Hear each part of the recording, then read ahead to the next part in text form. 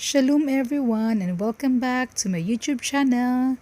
Today guys ay magluluto tayo ng pinakbet. At ito nga po ang ating mga sangkap.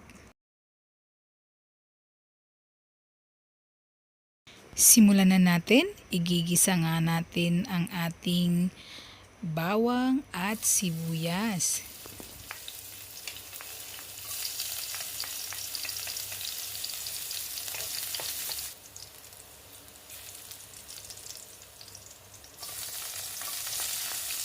Antayin lang natin na mag-brown ang ating bawang at lumambot ang ating sibuyas. Pagkatapos, ilagay na natin ang giniling na karne.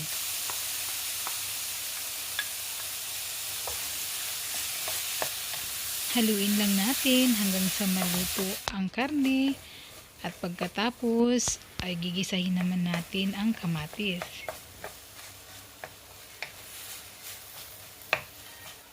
Isunod naman natin ang 2 kutsarang bagoong alamang.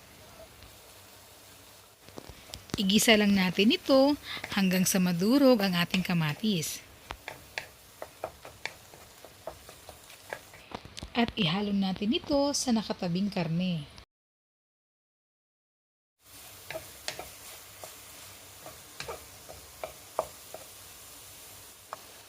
Pag nahalo na, ilagay naman natin ang kalabasa at isunod natin ang kamote. Takpan lang natin ito hanggang sa magkatas. Pag kumatas na yung gulay, pwede nang ihalo ang karne na nasa ilalim nito.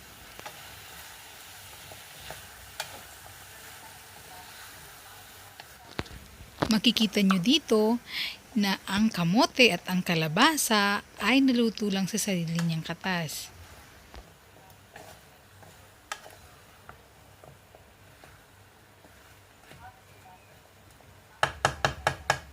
Takpan natin ulit hanggang sa lumambot ang kalabasa at kamote.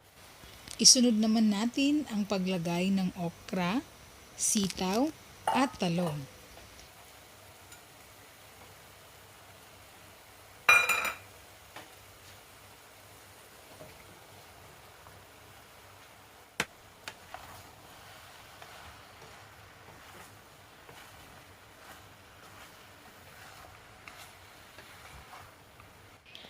Pagkatapos mahalo, maglagay lang tayo ng konting ginisa mix. At pagkatapos ay takpan lang natin ito hanggang sa maluto ang ating mga gulay.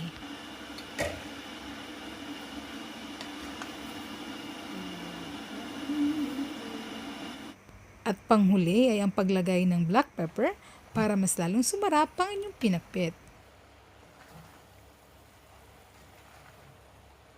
Ayan. Makikita nyo, meron na siyang sabaw. Ayan. Okay.